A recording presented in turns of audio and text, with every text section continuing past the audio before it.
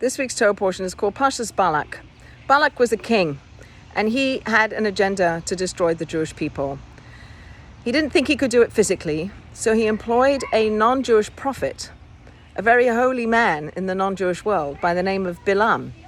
And he tasked Balaam with going to curse the Jewish people, that he should go and curse them. After much back and forth between Balaam and Balak, Balaam goes to curse the Jewish people, and he uses his mouth to words to curse them. But what comes out of his mouth are blessings.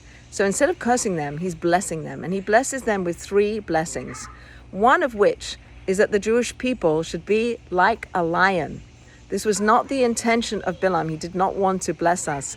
But God made it that the words that came out of his mouth were words of blessing. So we are blessed to be like the lion. And it's interesting that also in the ethics of the fathers, we are taught to be brave like a lion. So what are the attributes of the lion that is a blessing for the Jewish people? So the lion is the king of the jungle, and he is fearless. And when he goes to sleep at night, he lies down. He's not afraid of anything. He sleeps peacefully. And then he gets up in the morning with alacrity, with strength, with vigor to do his business during the day. So we're like the lion. We are taught to get up early in the morning, like the lion, to pray, to learn Torah, to do acts of kindness, to work on our character traits, that we bring with us a fortitude and a focus and a passion to be like the lion in the spiritual realm. But we also use our lion attributes in the physical realm.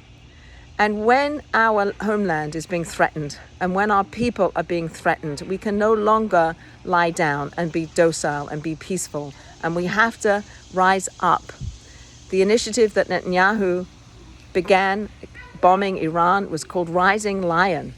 And the lion metaphor comes from this week's Torah portion, that we should be like a lion, that we are blessed to be like a lion, strong and speedy and rising up and not being brave.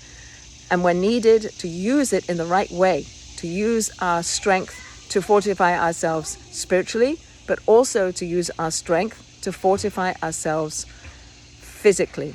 So we're going to rise up and we're going to do what's necessary to defend ourselves, to defend our land and our people. And we are enjoined to do that. In this week's Torah portion, it also speaks about the nations of the world that curse us will be cursed, and the nations of the world that bless us will be blessed. And we're promised that in the future, it will end. Israel will triumph at the end of days, and all will be clear, and we'll all understand why everything had to happen the way it is.